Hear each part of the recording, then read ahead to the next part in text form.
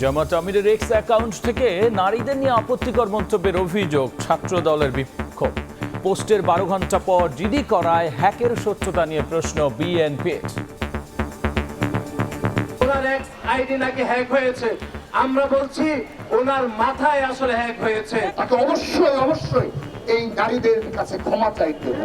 12 ঘন্টা পরে কেন জিডি করতে হলো, যখন সারা দেশে মানুষ সংক্ষুব্ধ হয়েছেন? এতে স্বাভাবিকভাবে প্রশ্ন উঠেছে, এই দাবিটা আদৌ কতটা বিশ্বাসযোগ্য? নিজের আইডি হ্যাক করে কুরুচিপূর্ণ বক্তব্য ছড়ানোর দাবি ডাক্তার শফিকুর রহমানের। নারীদের নিরাপত্তা মর্যাদা রক্ষার প্রতিশ্রুতি। অত্যন্ত বাজে, অরুচিকর, কুরুচিপূর্ণ মাদেরকে নিয়ে একটা বক্তব্য দিয়ে দিছে, আমারটা হ্যাক করে। যারা মাদেরকে সম্মান করতে জানে না তারা এখন মিছিল শুরু করে দিল।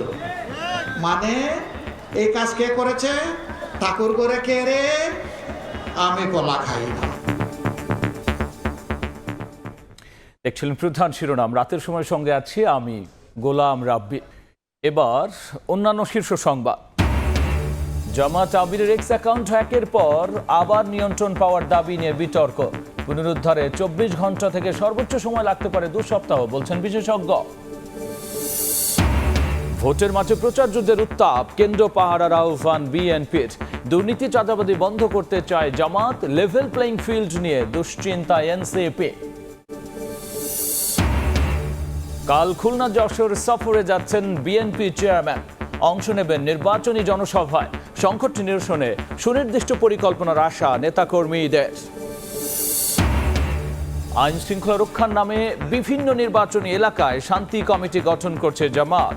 ইসিতে অভিযোগ বিএনপির। জনসমর্থন দেখে ভীত হয়ে আজগুবি নালিশ, দাবি 11 দলীয় ঐক্যে। এবং ইউর সঙ্গে দ্রুত এফটিএ আলোচনা শুরু করতে চায় বাংলাদেশ। ইউরো চেয়ারপারসনকে প্রধান উপদেষ্টা। ঢাকা ওয়াশিংটন ট্যারিফ চুক্তি 9 ফেব্রুয়ারি।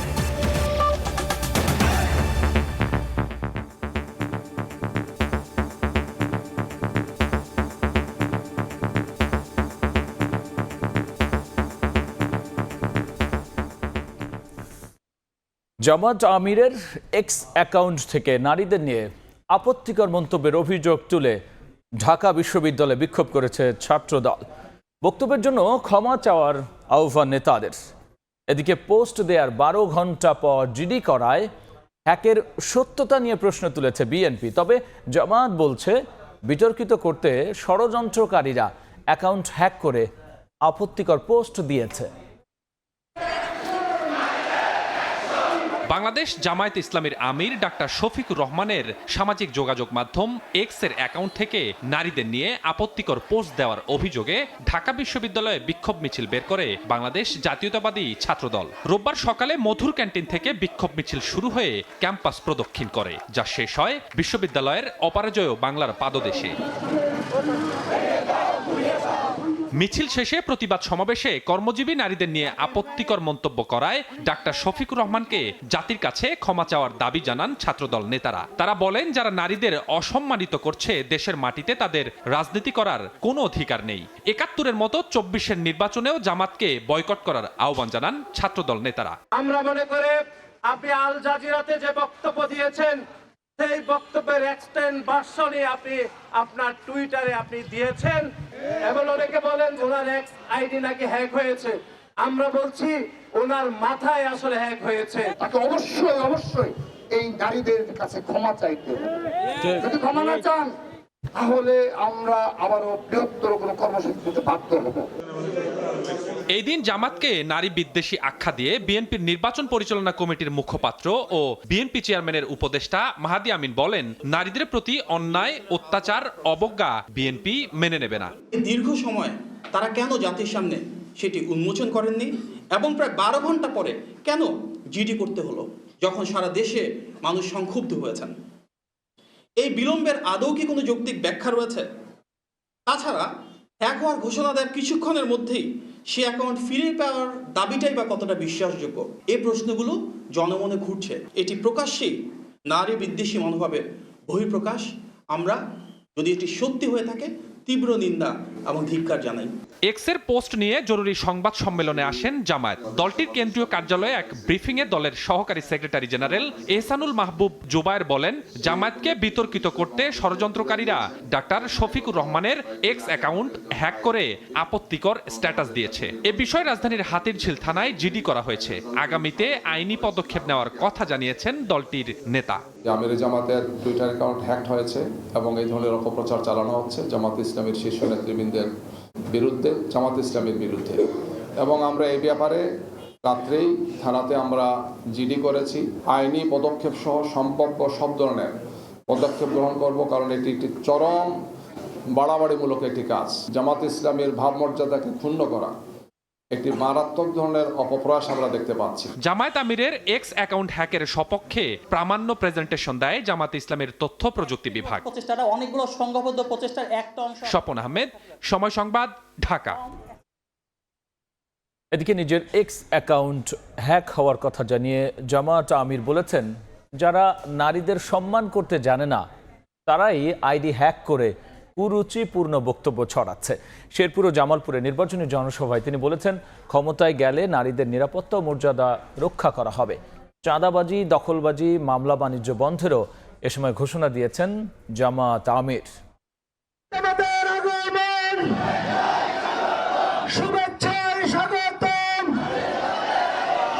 ত্রয়োদশ জাতীয় সংসদ নির্বাচন সামনে রেখে একের পর এক জেলা চষে বেড়াচ্ছেন জামায়াত আমির। এরই ধারাবাহিকতায় রোববার দুপুরে শেরপুর পৌর পার্ক মাঠে নির্বাচনী জনসভায় যোগ দেন ডাক্তার শফিকুর রহমান।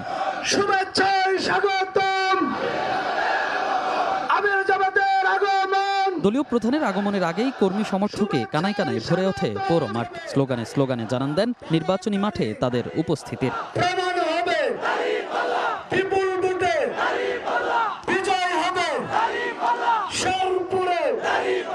সভায় প্রধান অতিথির বক্তব্যে নিজের এক্স অ্যাকাউন্ট হ্যাক হয়েছে দাবি করে জামাত আমির বলেন, যারা নারীদের সম্মান দিতে জানে না তারাই আইডি হ্যাক করে কুরুচিপূর্ণ মন্তব্য করেছে। আমার টুইটার, যেটাকে এখন এক্স বলা হয়, এই অ্যাকাউন্ট হ্যাক করে এখন থেকে ধরেন 15 ঘন্টা আগে অত্যন্ত বাজে, অরুচিকর, কুরুচিপূর্ণ মাদেরকে নিয়ে একটা বক্তব্য দিয়ে দিছে আমারটা হ্যাক করে। যারা মাদেরকে সম্মান করতে জানে না তারা এখন মিছিল শুরু করে দিল। মানে এই কাজ কে করেছে? ঠাকুর করে কে রে? আমি কলা খাই না। ক্ষমতায় গেলে শেরপুরবাসীর দীর্ঘদিনের দাবি জেলায় কৃষি বিশ্ববিদ্যালয়, ভেজিটেবল ইপিজেড প্রতিষ্ঠার প্রতিশ্রুতি দেন জামাত আমির। একই সঙ্গে চাঁদাবাজি, দখলবাজি ও মামলা বাণিজ্য বন্ধেরও ঘোষণা দেন। বৈষম্যের বিরুদ্ধে, অন্যায়ের বিরুদ্ধে, দুর্নীতির বিরুদ্ধে, চাঁদাবাজির বিরুদ্ধে, মানুষ খুনের বিরুদ্ধে, মায়ের ইজ্জত যারা নষ্ট করে তাদের বিরুদ্ধে ইনশাআল্লাহ এ দেশ দাঁড়িয়ে যাবে। আমরা সেদিন যুবকদেরকে বাংলাদেশ নামের উড়োজাহাজের ককপিটে বসিয়ে দেব। শুধু দলীয় প্রতীকের ভোট নয়, গণভোটেরও প্রচারণা চালাচ্ছেন জামাত আমির ডাক্তার শফিকুর রহমান। বলেন, বাংলাদেশের আমূল পরিবর্তনের জন্য গণভোটে দিতে হবে হ্যাঁ ভোট।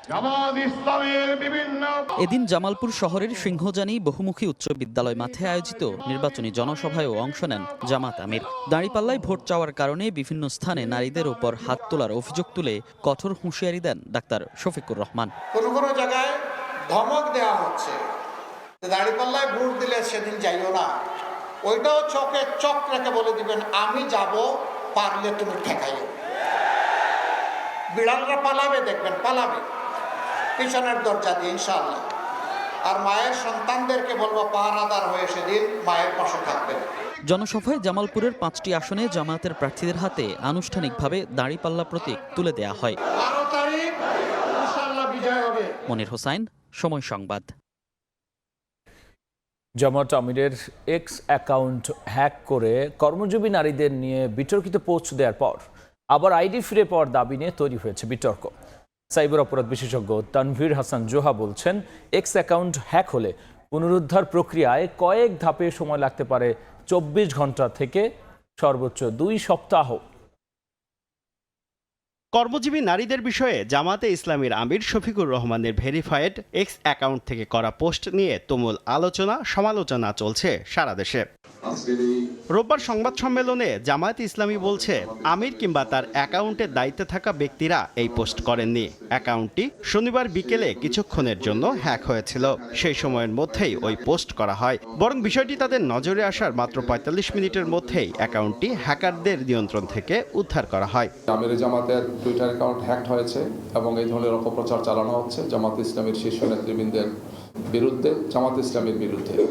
এবং আমরা এই ব্যাপারে রাত্রেই থানাতে আমরা জিডি করেছি। এদিকে সারা দেশে ওই পোস্ট নিয়ে তুমুল সমালোচনার ১২ ঘন্টা পর আইডি হ্যাকের দাবি করার যৌক্তিকতা নিয়ে প্রশ্ন তুলেছে বিএনপি। কর্মজীবী নারীদের অবমাননা করা হয়েছে অভিযোগ করে বিক্ষোভ মিছিল করেছে ছাত্রদল সহ কয়েকটি সংগঠন। প্রায় 12 ঘন্টা পরে কেন জিডি করতে হলো, যখন সারা দেশে মানুষ সংক্ষুব্ধ হয়েছেন? এই বিলম্বের আদৌ কি কোনো যৌক্তিক ব্যাখ্যা রয়েছে? তাছাড়া হ্যাক হওয়ার ঘোষণা দেওয়ার কিছুক্ষণের মধ্যেই সে অ্যাকাউন্ট ফিরে পাওয়ার দাবিটাই বা কতটা বিশ্বাসযোগ্য? জামায়াতে ইসলামীর আইডি হ্যাক করে বিতর্কিত পোস্ট দেওয়ার পর আবার আইডির নিয়ন্ত্রণ ফিরে পাওয়ার দাবি নিয়েও বিতর্ক তৈরি হয়েছে। সাইবার অপরাধ বিশেষজ্ঞ তানভীর হাসান জোহা বলছেন, এক্স অ্যাকাউন্ট হ্যাক হলে সংশ্লিষ্ট অ্যাকাউন্টের সঙ্গে যুক্ত ইমেইলে যে আইপি থেকে হ্যাক করা হয়েছে সে তথ্য সম্বলিত বার্তা পাঠায় কর্তৃপক্ষ। অ্যাকাউন্টধারী হ্যাকের বিষয়টি নিশ্চিত করলে সংশ্লিষ্ট অ্যাকাউন্টটি সাময়িক লক করে দেওয়া হয়। জাতীয় পরিচয়পত্র বা পাসপোর্ট অথবা ড্রাইভিং লাইসেন্স ভেরিফিকেশন করতে চায়। কোনো কোনো ক্ষেত্রে মুখমণ্ডল ভেরিফিকেশন করে থাকে। ভেরিফিকেশন করার পর অ্যাকাউন্ট উদ্ধারে রিসেট লিংক পাঠায় এক্স কর্তৃপক্ষ। অর্থাৎ হ্যাক হওয়া আইডি ফিরে পাওয়ার পুরো প্রক্রিয়া সম্পন্ন করতে 24 ঘন্টা থেকে 2 সপ্তাহ পর্যন্ত সময় লাগে বলে জানান এই বিশেষজ্ঞ। সাধারণত যে কোনো অ্যাকাউন্ট যদি অন্য কম্প্রোমাইজ হয়, লিগ্যাল ফরম্যাটে যদি এটা রিকভার করতে হয়, প্রথমে আইডিটা লক হয়ে যাবে। পরবর্তীতে তারা ধাপে ধাপে 3টি লেয়ারে তারা অথেন্টিকেশন গুলো কমপ্লিট করার পরে আসলে অ্যাকাউন্টটি পুনরায় ফিরে আসে। সাধারণত 24 ঘন্টা, ন্যূনতম 24 ঘন্টা, ক্ষেত্র বিশেষে 72 ঘন্টা, কোনো কোনো সময় 7 থেকে 10 দিন, সর্বোচ্চ 2 সপ্তাহ পর্যন্ত সময় লেগে থাকে এই টোটাল অ্যাকাউন্টটা রিকভার প্রসেস করতে। সম্প্রতি কাতার ভিত্তিক গণমাধ্যম আল জাজিরাকে দেয়া সাক্ষাৎকারে জামায়াতে ইসলামীর আমির পদে নারী আসা সম্ভব নয় বলে আলোচনায় আসেন জামায়াতের আমির ডাক্তার শফিকুর রহমান। শুভ খান, সময় সংবাদ, ঢাকা। এসব বিষয় নিয়ে বিস্তারিত আলোচনার জন্য স্টুডিওতে যুক্ত হয়েছেন সহকর্মী সানবীর রূপল। যাচ্ছি তার কাছে। রূপল, এই এক্স অ্যাকাউন্ট হ্যাক নিয়ে তো তুমুল বিতর্ক হচ্ছে, পক্ষে বিপক্ষে কথা হচ্ছে, বিক্ষোভ হচ্ছে, মিছিল হচ্ছে। সেক্ষেত্রে সর্বশেষ কি পরিস্থিতি দেখছেন? সর্বশেষ যে পরিস্থিতি, আপনি নিশ্চয়ই এর মধ্যে 2-3টি রিপোর্ট দেখলেন যে পাল্টাপাল্টি বিতর্ক জড়িয়েছে রাজনৈতিক দল দুটি, এবং রাজনৈতিক দল দুটির বিতর্কর বাইরে সামাজিক যোগাযোগ মাধ্যমে আমরা এক ধরনের বিতর্ক দেখতে পাচ্ছি, এবং সেক্ষেত্রে পক্ষ বিপক্ষ নানান মত রয়েছে। তবে বিশেষজ্ঞ মতামত আপনি দেখলেন। তবে এর মধ্যে জামাত আমিরের অ্যাকাউন্ট থেকে যে এক্স অ্যাকাউন্ট থেকে নারীদের অসম্মান করে ঘরের বাইরে যারা কাজ করেন তাদের প্রতি তার সঙ্গে তুলনা করে যে পোস্টটি করা হয়েছে, সেই পোস্ট নিয়ে মূলত বিতর্ক। কিন্তু এর মধ্যে জামাতের পক্ষ থেকে সংবাদ সম্মেলন করা হয়েছে, এবং জামাতের আমির নিজেও তিনি বলেছেন যে যারা নারীদের সম্মান করতে জানেন না তারা এই হ্যাক করে কুরুচিপূর্ণ বক্তব্য ছড়াচ্ছেন। অর্থাৎ জামাতের পক্ষ থেকে বলা হচ্ছে এটি আইডি হ্যাক করা হয়েছে। অন্যদিকে বিএনপির পক্ষ থেকে সেই হ্যাক যে হয়েছে সেটি নিয়েই প্রশ্ন তোলা হয়েছে যে 12 ঘন্টা পরে জিডি করেছে জামাত কর্তৃপক্ষ, এবং হাতের জেল থানায় একটা জিডি হয়েছে, এবং সেই বিষয়টা নিয়ে তারা বলছেন যে এত দেরি করে কেন জিডি করা হলো। অন্যদিকে আইটি এক্সপার্ট বা অন্যদের কাছে যে তথ্য বিভিন্ন মাধ্যম থেকে পাওয়া যাচ্ছে যে এটি সেশন অ্যাটাকের কথা জামাতের পক্ষ থেকে বলা হলেও সেশন অ্যাটাক হয়ে থাকলে তাহলে সেই অ্যাটাকে যে হ্যাকার সে পোস্ট করতে পারবেন না। অর্থাৎ সেই নিয়েও একটি বিতর্ক রয়েছে। তো সবশেষ আসলে কোন দিকে যাচ্ছে সেটি বলা যাচ্ছে না, যে আসলে সত্য কোন ঘটনাটি ঘটেছে সেটি মানুষজন হয়তো বিচার করবেন। এবং সামাজিক যোগাযোগ মাধ্যমে এও আসছে যে আল জাজিরায় তিনি যে সম্প্রতি যে সাক্ষাৎকারটি দিয়েছেন, সেই সাক্ষাৎকার সে সময়ও তিনি নারীদের সম্পর্কে বিভিন্ন রকমের কথা বলেছেন, এবং সেই বক্তব্যের একটি ধারাবাহিকতা এটি। তো আমরা পরের প্রসঙ্গে যদি যেতে চাই যে আইটি এক্সপার্ট যারা আছেন তারা, আমি একটু আগে যে জিনিসটা বললাম সেটি বলেছেন যে জামাতের আমিরের এই অ্যাকাউন্টের মতো অন্য যে কোনো অ্যাকাউন্ট হ্যাক হলে সেটি 24 ঘন্টা থেকে সর্বোচ্চ 2 সপ্তাহ পর্যন্ত সময় লাগতে পারে। তবে জামাতের পক্ষ থেকে বলা হয়েছে যে এটি 1 ঘন্টা কম সময়। আইটি বিশেষজ্ঞরা যেটি তুলে ধরেছেন তার মানে তারা বোঝাতে চাচ্ছেন যে আইডি হ্যাক হয়নি। ঠিক তারা বলছেন যে জামাতের পক্ষ থেকে বলা হচ্ছে যে আইডি হ্যাক হয়েছে এবং সেখান থেকে পোস্ট করা হয়েছে।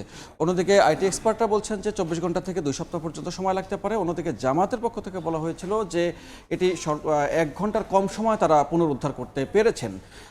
এবং আরেকটি জিনিস যেটি বলছেন যে আইডি অ্যাকাউন্ট যেটি হ্যাক হয় সেটিকে পুনরুদ্ধার করতে বেশ কয়েকটি প্রক্রিয়া সম্পন্ন করতে হয়। তার মধ্যে আপনার ইমেল একটি বড় মাধ্যম, যেহেতু একটি ইমেল সেখানে ব্যবহার করা হয় এবং সেই মেইল আইডিটি কে ব্যবহার করছেন এবং যেহেতু এটি দলের শীর্ষ স্থানীয় একজনের অ্যাকাউন্ট, যার ফলে এটি খুব এক্সপার্ট একজন নিশ্চয়ই এটি ব্যবহার করেন, অথবা তার দলের তিনি ব্যবহার না করলেও যে কোনো একটা এক্সপার্টই। কিন্তু রূপল, আমরা দেখলাম যে জামাতের পক্ষ থেকে কিন্তু ভিডিও প্রেজেন্টেশন দেওয়া হয়েছে, তারা তাদের পক্ষে বক্তব্য দিয়েছে, সেখানে কি তুলে ধরা হয়েছে? মিডিয়া প্রেজেন্টেশনে তারা তুলে ধরতে চেষ্টা করেছেন যে কোন কোন প্রক্রিয়া হ্যাক হয়েছে বা আসলেই হ্যাক হয়েছে কিনা সেই বিষয়টি নিয়ে। সেই বিষয়টি নিয়েও কথা উঠেছে যে যে প্রক্রিয়া তারা দেখানো হয়েছে যে মিডিয়া প্রেজেন্টেশনে, সেই মিডিয়া প্রেজেন্টেশনের ব্রিফিংয়ে বেশ কিছু জায়গায়ও সূক্ষ্ম কারচুপি আছে বলে এরকম একটা অভিযোগ আছে। সেক্ষেত্রে রুবেল, আমরা আজকে দেখলাম যে নির্বাচন কমিশনের পক্ষে বিপক্ষে মতামত এসেছে। জামাতের পক্ষ থেকে জামাতের নারী উইং কিন্তু আজকে নির্বাচন কমিশনে গিয়ে কথা বলেছে। সামগ্রিকভাবে সেই পক্ষে বিপক্ষে মত কিভাবে জমে উঠেছে? নির্বাচন জমে উঠতে শুরু করেছে এবং জমে উঠেছে অলরেডি, সেটাই বলা যায়। কারণ পাল্টাপাল্টি তর্ক বিতর্কের মধ্যে এবং প্রচার মাঠে সরগরম রাজনৈতিক দলগুলো, এবং রাজনৈতিক দলগুলোর মধ্যে নির্বাচনের আমরা সহিংসতাও দেখতে পেয়েছি বেশ কয়েকটি জায়গায়। অন্যদিকে এরকম বেশ কিছু অভিযোগ নিয়ে নির্বাচন কমিশনে গিয়েছে রাজনৈতিক দলগুলো এবং আইনশৃঙ্খলা রক্ষা বাহিনী বিভিন্ন নির্বাচন এলাকায় শান্তি কমিটি গঠন করতে চেষ্টা করেছে। জামাত এরকম অভিযোগ করেছে বিএনপি, এবং ইসিতে এমন অভিযোগ করে বিএনসিসির ছাত্রদের নির্বাচনে সম্পৃক্ত না করার আহ্বান জানিয়েছে বিএনপি। তবে শান্তি কমিটি গঠনের বিষয়টি উড়িয়ে দিয়ে জামাত বলছে যে জনসমর্থন দেখে ভীত হয়ে আজগবি কথা বলছে বিএনপি। এরকম নানান বিষয় নিয়ে কথা হয়েছে। এই বিষয় নিয়ে একটি প্রতিবেদন আছে, দেখে নিচ্ছি। অ্যাডজুডিকেশন কমিটি আছে, তাদেরকে বলেন আচরণবিধি ভঙ্গের অভিযোগ নির্বাচন কমিশনে নয়, দেখবে মাঠ পর্যায়ে ইনকোয়ারি কমিটি। তারপরও পাল্টাপাল্টি অভিযোগ নিয়ে প্রায় দিনই কমিশনে আসছেন বিএনপি, জামাত, এনসিপি সহ বিভিন্ন দলের নেতারা। রোববার নানা অভিযোগ নিয়ে সিএসির সঙ্গে বৈঠক করেন বিএনপির নির্বাচন পরিচালনা কমিটির প্রতিনিধিরা।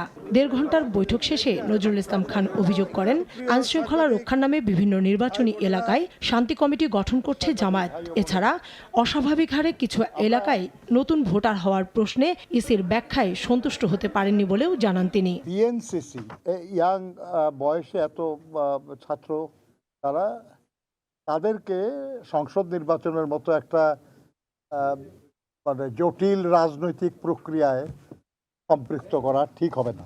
আইন শৃঙ্খলা রক্ষাকারী বলে আইনে যাদেরকে উল্লেখ আছে, তাদেরকেই নির্বাচনের কাজে রাখা উচিত। নির্বাচনী এলাকায় শান্তি শৃঙ্খলা রক্ষার নামে একটা করে শান্তি কমিটি নাকি গঠন করা হবে। 1 নম্বর তো শান্তি কমিটির শব্দটাই আমাদের কাছে খুব অপ্রিয় শব্দ। নির্বাচন কমিশন বলেছেন এ সম্পর্কে তাদের কিছু জানা নাই, তারা এই ধরনের কোনো কমিটি করার ব্যাপারে কোনো সিদ্ধান্ত নেন নাই। ভোটের মাঠে জামায়াতের নারী কর্মী ও সমর্থকদের হেনস্থা করা হচ্ছে এমন অভিযোগ নিয়ে সিএসির সঙ্গে বৈঠক করেন জামায়াতের প্রতিনিধিরাও। প্রায় 2 ঘণ্টার বৈঠক শেষে দলটির সহকারী সেক্রেটারি জেনারেল এহসানুল মাহবুব জুবায়ের জানান, ইসি নিরপেক্ষ ভূমিকা পালন না করলে নির্বাচন নিয়ে প্রশ্ন দেখা দিবে। এ সময় শান্তি কমিটি গঠনের অভিযোগকে আজগুবি বলে উড়িয়ে দেন তিনি। আশা করি এখনো সময় আছে, তারা লেভেল প্লেইং ফিল্ড নিশ্চিত করার জন্য এবং একটি সুন্দর সুষ্ঠু নির্বাচনের জন্য গ্রহণযোগ্য পরিবেশটাকে এনশিওর করার জন্য তারা ভূমিকা পালন করবে। সুস্থ কোনো লোক, সুস্থ কোনো দল এই ধরনের অভিযোগ করতে পারে না। এটা হচ্ছে একদল লোক, একটা দল যদি অস্থির হয়ে যায়, জনগণের যে বিপুল সমর্থন আমাদের দিকে, পুরুষ মহিলা সবার যে সমর্থন, এগুলোতে ভীত হয় তারা এই সমস্ত কথাবার্তা তারা বলছে। এছাড়া আচরণবিধি ভঙ্গ নিয়ে ইসিতে অভিযোগ জমা দিয়েছে এনসিপি। রাতের অন্ধকার না দিনের বেলা। কাউসারা চৌধুরী, কুমু, সময় সংবাদ, ঢাকা।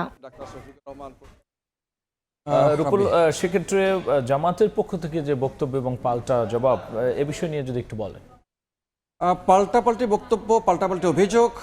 আমি শুরুতে বলেছি যে নির্বাচন যে জমে উঠেছে সেটি বলা যায় মাঠ পর্যায়ের নির্বাচনের প্রচারণা, এবং তার মধ্যে কয়েকদিন পর পরে নির্বাচন কমিশনে আমরা দেখতে পেয়েছি যে রাজনৈতিক দলগুলো গিয়েছে, এবং আজকেও রাজনৈতিক দলগুলোর মধ্যে প্রধান যে রাজনৈতিক দলগুলো আছে জামায়াত, বিএনপি, এনসিপি সবাই সেখানে ধর্ণা দিয়েছেন এবং নানান রকমের অভিযোগ করেছেন, এবং সেই অভিযোগের পাল্টাপাল্টি বক্তব্য তারা দিয়েছেন বের হয়েই।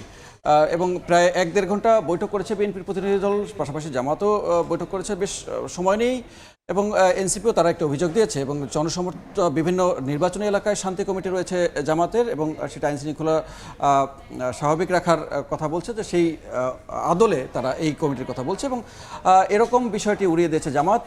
অন্যদিকে এনসিপিও নির্বাচনের যে পাটাতনে যে একটি নিরপেক্ষ পরিবেশ থাকার কথা, সেই পরিবেশ এখনো পর্যন্ত তারা দেখতে পাচ্ছেন না, সে বিষয় নিয়ে অভিযোগ করেছেন। তো এরকম একটি পরিস্থিতির মধ্য থেকে নির্বাচন বেশ জমে উঠেছে বলা যায়। রূপুল, অসংখ্য ধন্যবাদ আলোচনায় যুক্ত হওয়ার জন্য। নির্বাচন কমিশনে দলগুলোর পাল্টা অভিযোগ, একই সাথে জামাত আমিরের এক্স অ্যাকাউন্ট হ্যাক নিয়ে বিতর্কের বিস্তারিত নিয়ে আলোচনায় যুক্ত হয়েছিলেন সহকর্মী সানভীর রূপল। এবার যাচ্ছি অন্য খবরে। আমরা যাব ঠাকুরগাঁওয়ে নির্বাচনী জনসভায় বক্তব্য রাখছেন বিএনপির মহাসচিব মির্জা ফখরুল ইসলাম আলমগীর। আমরা সরাসরি যুক্ত হচ্ছি তার বক্তব্যে। আমাদেরকে সুযোগ দিলে আমরা সেই কাজগুলো করতে পারবো। সুতরাং মানুষের যদি আমরা অর্থনৈতিক কর্মকাণ্ড বাড়াতে পারি, মানুষের আয় যদি বাড়াতে পারি, তাহলে নিঃসন্দেহে এলাকার উন্নতি হবে, আমাদের ব্যবসা বাণিজ্য বাড়বে, আমাদের লোকের আয় ইনকাম বাড়বে এবং এই এলাকার উন্নতি হবে। এই চিন্তাগুলো নিয়ে আমি আপনাদের সামনে এসেছি।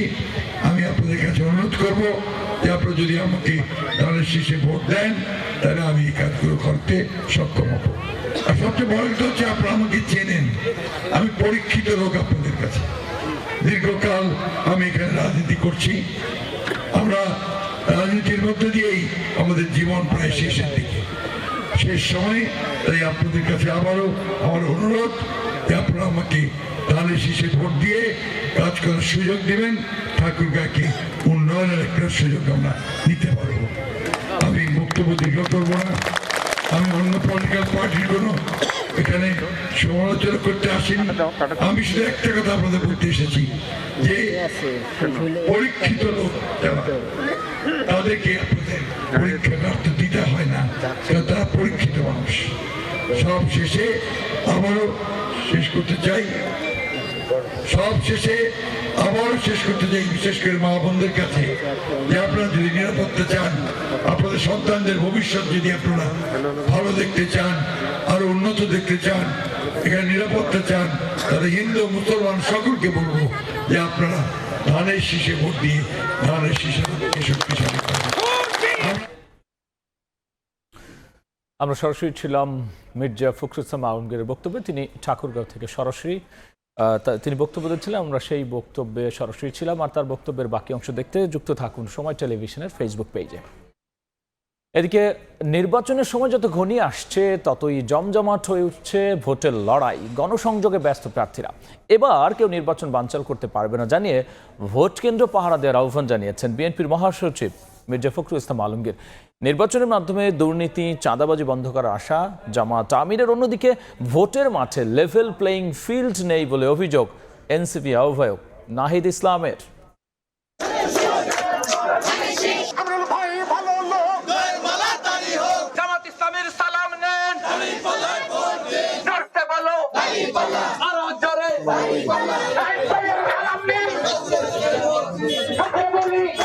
প্রচার প্রচারণায় জমজমাট নির্বাচনী মাঠ। ভোটারদের আকৃষ্ট করতে প্রতিশ্রুতির ফুলঝুরি নিয়ে অলিগলি দাপিয়ে বেড়াচ্ছেন প্রার্থীরা। এবার নির্বাচন কেউ বানচাল করতে পারবে না উল্লেখ করে দলীয় নেতাকর্মীদের ভোট কেন্দ্র পাহারা দেওয়ার আহ্বান জানান ঠাকুরগাঁও 1 আসনের বিএনপি প্রার্থী মির্জা ফখরুল ইসলাম আলমগীর। কক্সবাজার 1-এ প্রচারণা চালান আরেক হেভিওয়েট প্রার্থী সালাউদ্দিন আহমদ। চাঁদাবাজ, সন্ত্রাসবাদ ও মাদকমুক্ত সমাজ গড়ে তোলার প্রতিশ্রুতি আমিনুল ও ইশরাকের। আর নির্বাচন কমিশনের পক্ষপাতমূলক আচরণের অভিযোগ মির্জা আব্বাসের। এইবারকার নির্বাচন কেউ বন্ধ করতে পারবে না, পাহারা রাখবেন যেন ভোটের সেন্টারে কেউ গোলমাল না করে। আমাদের নীতি আদর্শ এই বাংলাদেশের সকল মানুষকে নিয়ে একটি সমৃদ্ধশালী জাতি গঠন করা, নারী সমাজের অধিকার সমুন্নত রাখার জন্য বাংলাদেশ জাতীয়তাবাদী দলের প্রত্যেকটি নেতাকর্মী সংকল্পবদ্ধ রয়েছে সর্বাত্মকভাবে চাঁদাবাজ মুক্ত, মাদক মুক্ত এবং কিশোর গ্যাং মুক্ত একটি সমাজ ব্যবস্থা গড়ে তুলতে পারবো ইনশাআল্লাহ। মিরপুর 13 নম্বরে জনসংযোগ শেষে সংক্ষিপ্ত পথসভায় ডাক্তার শফিকুর রহমান বলেন, জামায়াত ক্ষমতায় গেলে দুর্নীতিমুক্ত দেশ গড়ার পাশাপাশি নারীদের জন্য নিরাপদ পরিবেশ তৈরি করবে। নাটোর 2 আসনে জামায়াতের প্রার্থী অধ্যাপক ইউনুস আলী এবং রংপুর 3 আসনে দাড়িপাল্লা প্রতীকে প্রচারণা চালান মাহবুবুর রহমান বেলাল। আমরা মায়েদের কাছে ওয়াদাবদ্ধ, আল্লাহ যদি এই দেশ চালানোর সুযোগ আমাদের হাতে তুলে দেন তাহলে সর্বপ্রথম মায়েদের সম্মানটাই ঠিক রাখবো ইনশাআল্লাহ। লেভেল প্লেইং ফিল্ড ব্যাহত হচ্ছে আমি মনে করি।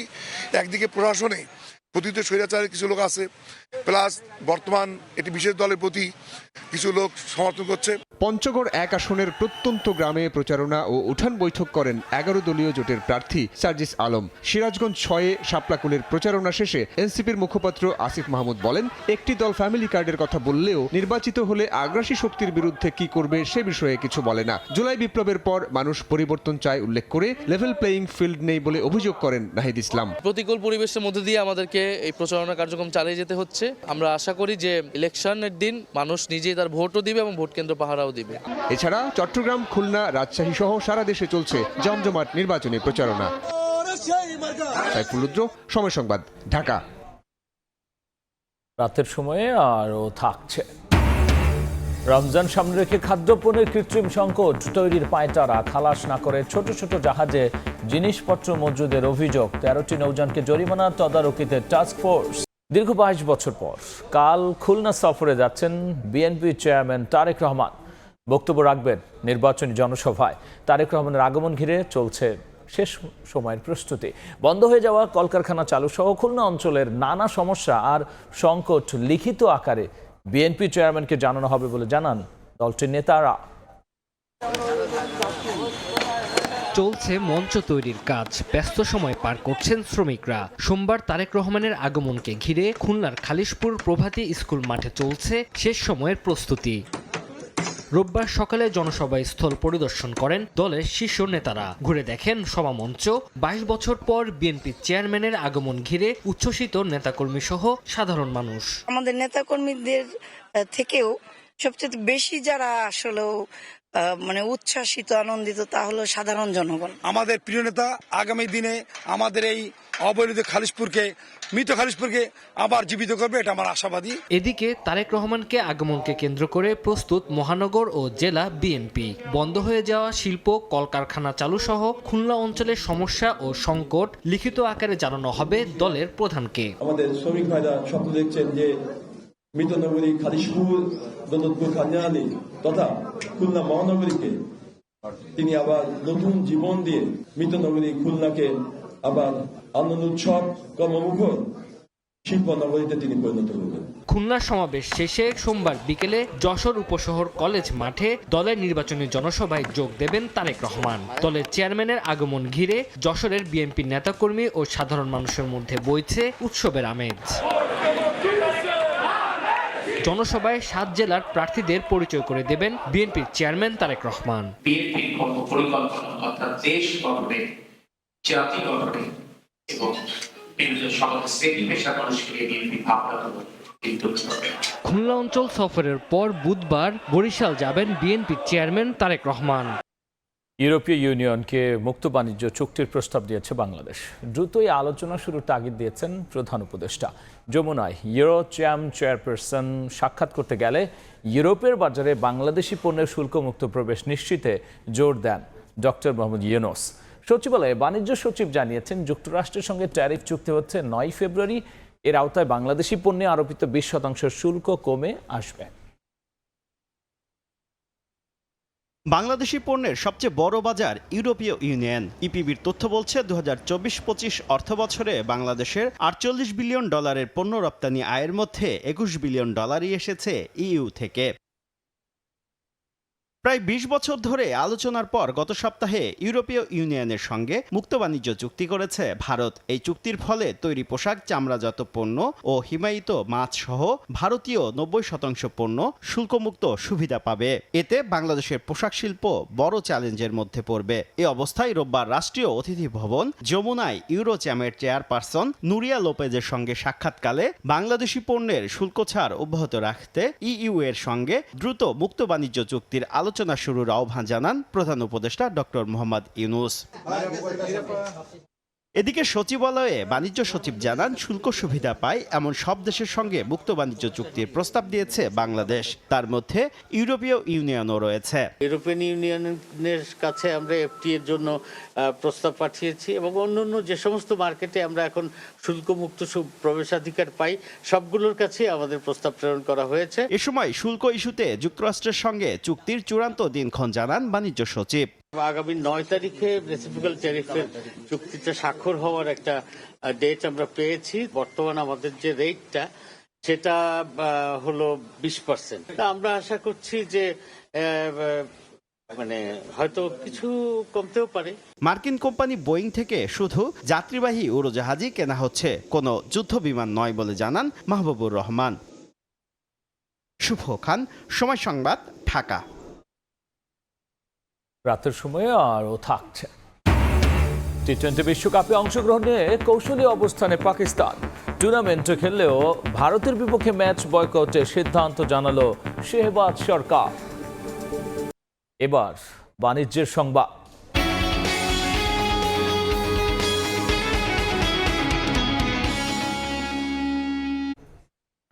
এবারও রমজান সামনে রেখে সক্রিয় মজুতদাররা গভীর সমুদ্র থেকে আনা খাদ্যপণ্য খালাস না করে ছোট ছোট জাহাজে মজুত করছে বড় বড় আমদানিকারক প্রতিষ্ঠান। এমন অভিযোগ ওঠার পর জাহাজ পরিদর্শনে মাঠে নেমেছে 3টি টাস্কফোর্স। এরই মধ্যে 13টি লাইটারের জাহাজকে জরিমানা করা হয়েছে। বিকেলে রাজধানীর শেরেবাংলা নগরের সংবাদ সম্মেলনে নৌ পরিবহন অধিদপ্তরের মহাপরিচালক আরও জানিয়েছেন, তদারকি আরও জোরদার করা হবে। এবারও রমজান সামনে রেখে খাদ্যপণ্যের কৃত্রিম সংকট তৈরির শঙ্কা কাটছে না। এরই মধ্যে অভিযোগ উঠেছে, গভীর সমুদ্র থেকে আনা খাদ্যপণ্য খালাস না করে লাইটার জাহাজে আটকে রেখে বাজার অস্থির করার চেষ্টা করছে 6টি বড় আমদানিকারক প্রতিষ্ঠান। সংকট সমাধানে আমদানিকারক ও ভেসেল মালিকদের সঙ্গে গেল মাসে 2 দফা বৈঠক করেছে নৌ পরিবহন অধিদপ্তর। সংস্থাটির মহাপরিচালক জানান, বন্দরের সক্ষমতা না থাকায় পণ্য খালাসে দেরি করছেন এজেন্টরা। ঘাট না পেলে তো কিভাবে আনলোড করবে? তারা প্রথমে নৌকায় আনলোড করছে, ছোট নৌকা আবার ঘাটে যাচ্ছে, অত বোনাফাইড ঘাট না, ওইসব ঘাটে গিয়ে তখন তারা মাথায় করে আনলোড করতে, তো সময় বেশি লাগছে। তো এখানে যদি স্বয়ংক্রিয় কোনো গ্র্যাব অথবা ক্রেন ব্যবহার করা হয় তাহলে এটা 3 দিনে খালাস করা সম্ভব। আরও জানান, নির্ধারিত সময়ে পণ্য খালাস না করায় 13টি লাইটারেস জাহাজকে 1.25 লাখ টাকা জরিমানা করা হয়েছে। এসব নৌযানে নিবন্ধন স্থগিত করা হবে বলেও জানান তিনি। আমরা আইনগত ব্যবস্থা নিচ্ছি। 13টা ভেসেলকে আমরা জরিমানা করেছি 1,15,000 টাকা। 3 দিনের অধিক আটকে রেখেছিল।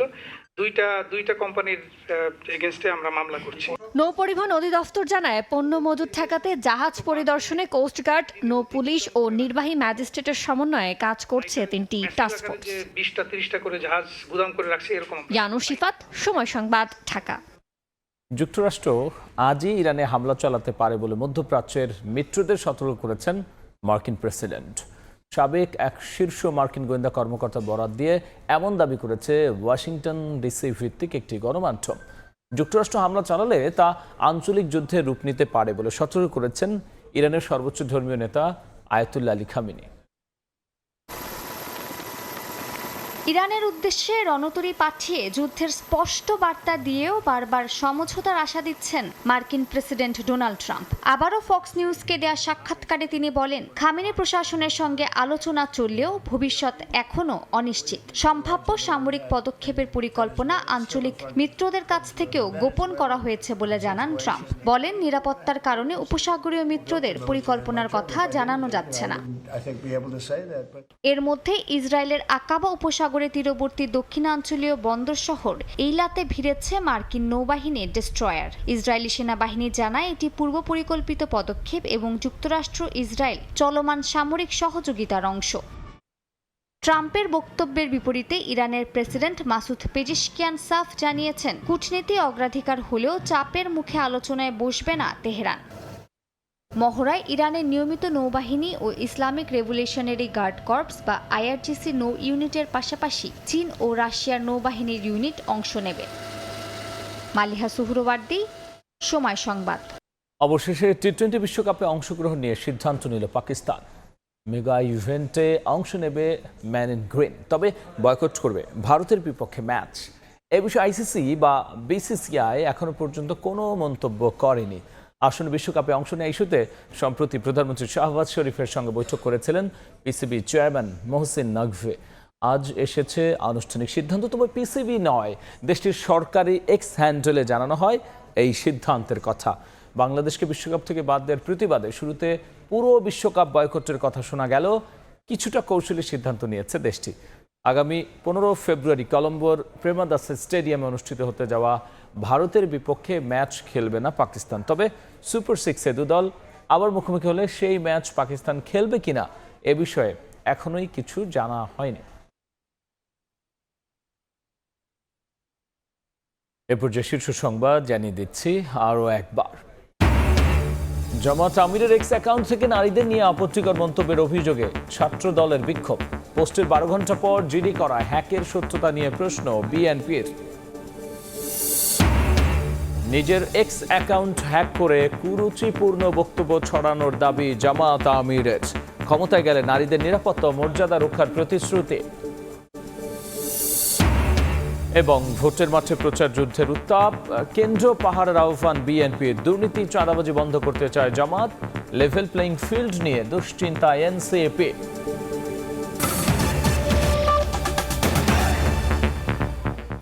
এই ছিল রাতের সময়, এরপর দেখবেন সম্পাদকীয়। সঙ্গেই থাকুন সময়।